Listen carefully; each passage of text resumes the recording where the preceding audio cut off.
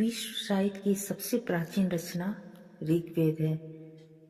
प्राचीनतम मनुष्य के मस्तिष्क तथा धार्मिक और दार्शनिक विचारों का मानव भाषा में सबसे पहला वर्णन ऋग्वेद में ही मिलता है।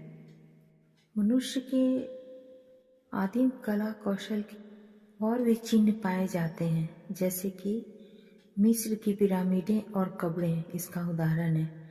लेकिन इन चिन्हों से जबकि मनुष्य के आदिम कला कौशल पर काफ़ी प्रकाश पड़ता है, उसकी विश्वासों और विचारों के विषय में बहुत अधिक जानकारी नहीं होती।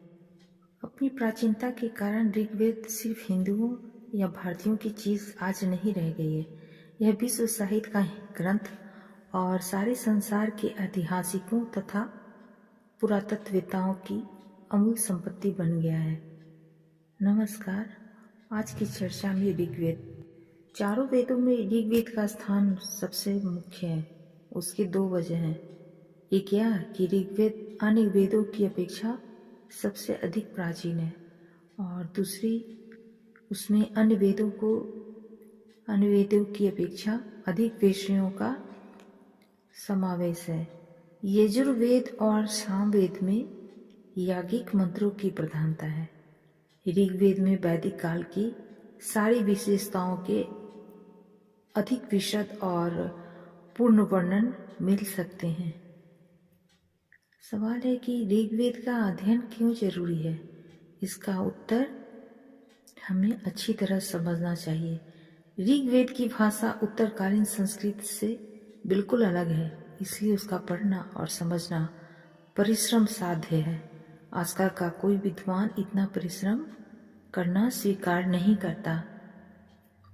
कुछ लोगों का विचार है कि वेद ईश्वर की वाणी और ज्ञान के अक्षय भंडार है, लेकिन आजकल के लोग ऐसा नहीं मानते। भारतीय सभ्यता और संस्कृति के प्रत्येक विद्यार्थी का यह कर्तव्य हो जाता है कि वह वैदिक काल का ठीक अनुशीलन करे। हिंदू जाति और हिंदू सभ्यता की बहुत सी विशेषताएं ऋग्वेद के युग में बीज रूप में पाई जाती हैं, जिनका क्रमिक विकास ही हिंदू जाति का इतिहास है।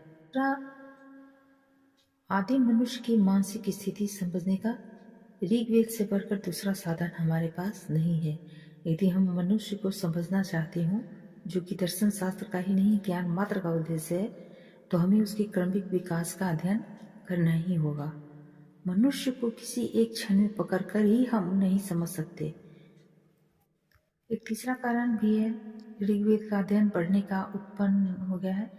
यह कारण तुलनात्मक भाषा विज्ञान का आविष्कार है।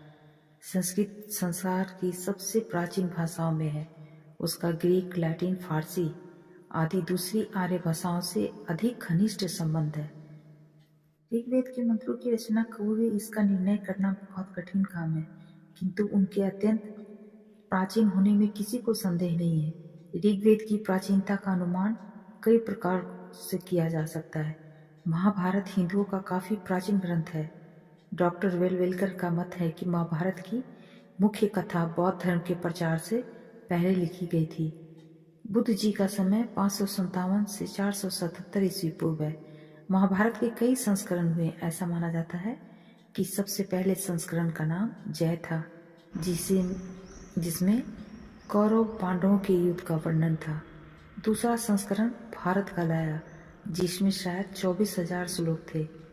उक्त डॉक्टर के मत में महाभारत के यह दोनों संस्करण बौद्ध धर्म से पहले के हैं। कुछ भी हो, महाभारत के मुख्य भागों का रचना काल 4वीं-5वीं शताब्दी ईस्वी पूर्व से बाद का नहीं माना जा सकता। यद्यपि उसमें कुछ न कुछ मिलावट 3री-4वीं शताब्दी ईस्वी तक होती रही। महाभारत से बौद्ध धर्म से भी उपनिषद प्राचीन है, और ब्राह्मण ग्रंथ उपनिषदों से भी प्राचीन है। इस प्रकार वैदिक संहिताओं का समय और उनमें भी ऋग्वेद का समय काफी पीछे पहुंच जाता है। ऋग्वेद की प्राचीनता दूसरे प्रकार से भी सिद्ध होती है। महाभाष्यकर पतंजलि का समय 2री शताब्दी ईस्वी पूर्व है। पाणिनि, जिनकी अष्टाध्यायी पर महाभाष्य नाम की टीका लिखी गई थी, पतंजलि से प्राचीन है। यास्क जिन्होंने निरुक्त लिखा पाणिनि से कहीं अधिक प्राचीन है। यास्क ने निघंटु पर टीका लिखी है जिसे निरुक्त कहते हैं। निघंटु को वैदिक शब्दों का कोश समझना चाहिए। निरुक्तकार सब शब्दों को धातु मूलक मानते हैं। वर्तमान निरुक्त के लेखक यास्क ने प्राचीन निरुक्तकारों का उल्लेख किया है। इसका मतलब यह है कि वर्तमान निरुक्त लिखे जाने के समय तक अनेक निरुक्तकार हो चुके थे। आधुनिक काल में स्वामी दयानंद ने वेदों का अर्थ कुछ निरुक्तकार की तरह करने की कोशिश की है। उनके मन में भी वेदों की ऐतिहासिक कथाएं नहीं हैं। वेदों की प्राचीनता का इस प्रकार अनुमान कर लेने पर उनके ठीक समय का प्रश्न दार्शनिक दृष्टि से विशेष महत्व का नहीं है। लोकमान्य श्री बाल गंगाधर तिलक ने अपने ओरायन ग्रंथ में गणित और ऋग्वेद का समय 4500 ईस्वी पूर्व सिद्ध किया है। जर्मन विद्वान याकोबी भी ऋग्वेद का यही काल मानते हैं। यद्यपि दूसरे कारणों से कुछ भारतीय विद्वान ऋग्वेद का समय 3000 ईस्वी पूर्व बतलाते हैं। वेद नाम एक पुस्तक का नहीं बल्कि पुस्तकों के समूह का है। वेद से मतलब पुस्तकों के एक कुटुंब से समझना चाहिए। वस्तुतः वेद संहिता भाग को कहना चाहिए। कात्यायन के मत में मंत्रों और ब्राह्मणों की वेद संज्ञा है।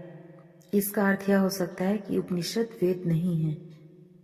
स्वामी दयानंद के मत में ब्राह्मण वेद नहीं है। वास्तव में ब्राह्मण ग्रंथ वेदों की सबसे प्राचीन व्याख्याएं या टीकाएं हैं।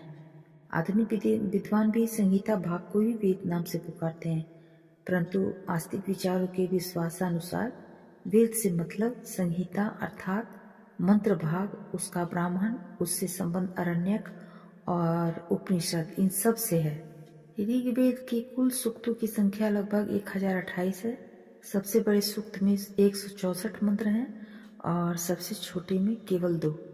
कुल मंत्रों की संख्या लगभग 10,000 है। संपूर्ण ऋग्वेद मंडलों, अनुवादकों, सूत्रों और मंत्रों में विभक्त हैं। ऋग्वेद में 10 मंडल हैं। प्रत्येक मंडल में कई अनुवाक होते हैं और हर अनुवाक में अनेक सूक्त। दूसरे प्रकार का विभाग भी है जिसमें कुल ऋग्वेद को अष्टकों में, हर अष्टक को वर्गों में और हर वर्ग को सूक्तों में बांटते हैं, परंतु पहला विभाग ही अधिक प्रसिद्ध है। ऋग्वेद के अधिकांश मंडल एक एक ऋषि और उसकी कुटुंब से संबंध है।